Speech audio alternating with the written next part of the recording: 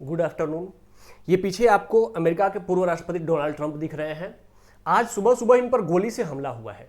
ये अमेरिका में राष्ट्रपति के इलेक्शन का दौर चल रहा है। उस इलेक्शन के दौर में ये कैंपेनिंग कर रहे थे।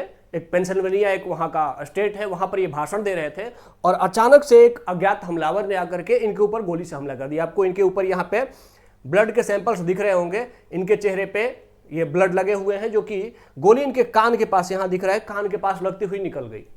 जैसे ही गोली लगी ये तुरंत गिर गए और उसके बाद जो इनके सुरक्षा गार्ड थे उन्होंने इनको वापस सकुशल बचा लिया है। जब इनको कार में बिठाया जा रहा था तो इन्होंने मुट्ठी बांध करके दर्शाने का प्रयास किया कि ये गन कल्चर से डरे नहीं हैं, बल्कि ये फिर से मजबूती के साथ खड़े हैं। अब बात यह है कि अमेरिकी राष्ट्रपति के ऊपर, अमेरिका के पूर्व राष्ट्रपति के ऊपर हमला हो जाना यह अपने आप में एक बहुत बड़ी बात है, क्योंकि इससे पहले अमेरिका में 1981 में वहां पर ये आपको दिख रहे हैं रोनाल्ड रीगन।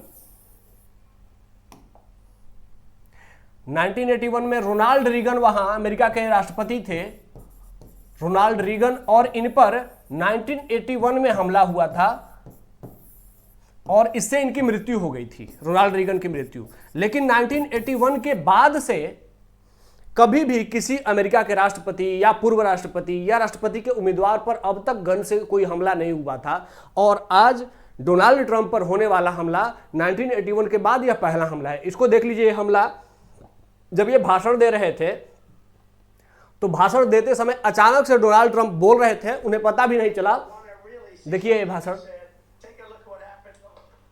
देखिए यहां पर गोली की आवाज चली, अमेरिकी राष्ट्रपति नीचे गिर गए और लगातार फिर हमले होने लगे।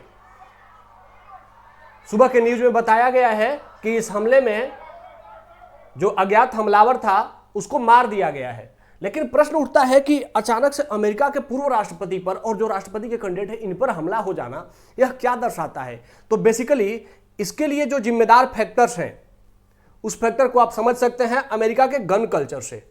अमेरिका में एक बहुत खतरनाक गन कल्चर है। अमेरिका का गन कल्चर का डेटा बताता है कि पिछले 50 वर्षों में गन कल्चर से, रिसेंट के पिछले 50 वर्षों में 15 लाख लोग मरे हैं।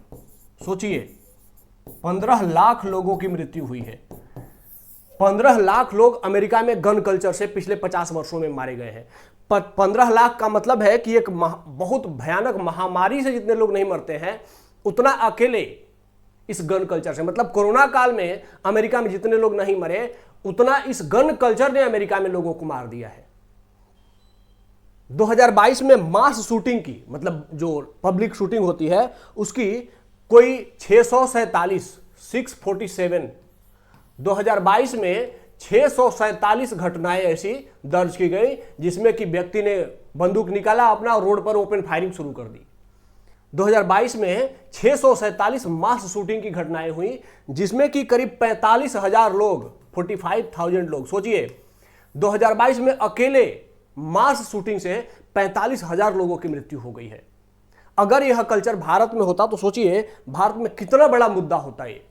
अमेरिका में भी यह चुनावी मुद्दा बनता है, लेकिन अमेरिका की ये जो गन कल्चर की जो लॉबी है वह इतनी स्ट्रांग है कि जो बाइडेन जब इलेक्शन लड़ रहे थे, कैंपेनिंग कर रहे थे, तो इस गन कल्चर के खिलाफ लगातार भाषण दे रहे थे।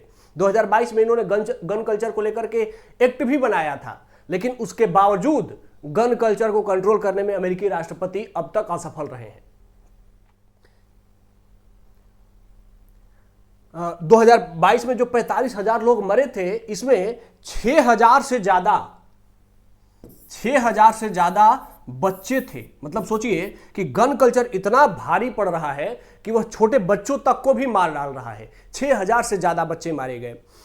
अमेरिका का आर्म्स सर्वे बताता है, अमेरिका के लोगों पर जो आर्म्स सर्वे किया गया उसमें पता चलता है कि आर्म्स सर्वे का डेटा बताता है कि अमेरिका में 100 लोगों पर 120 बंदूकें थे। और ये जो डेटा है यह अपडेट बताता है कि जबकि ये जो डेटा है 100 लोगों पर 120 बंदूकें, 100 लोगों पर 120 बंदूकें, ये 2011 में मात्र 88 थी। मतलब कि पिछले 10 सालों में वहां का गन कल्चर और स्ट्रांग हुआ है।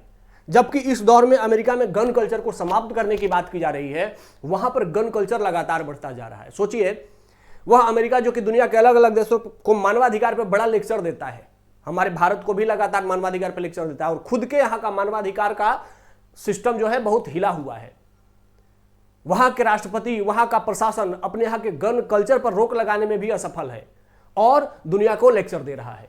तो यह लेकिन एक बहुत बड़ा गंभीर विषय है कि राष्ट्रपति और उपराष्ट्रपति और इलेक्शन लड़ने वाले जो राष्ट्रपति कैंडिडेट हैं, इन पर अमेरिका जो कि दुनिया के सबसे सेफ जगहों में से एक माना जाता है, वहां पर भी अगर हमला हो जा रहा है तो दुनिया का कौन सा जगह सेफ है।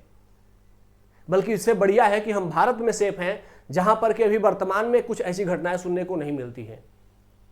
राष्ट्रपति, प्रधानमंत्री और पूर्व राष्ट्रपति अब वर्तमान में राजीव गांधी के बाद के मुद्दे में सब सुरक्षित महसूस करते हैं।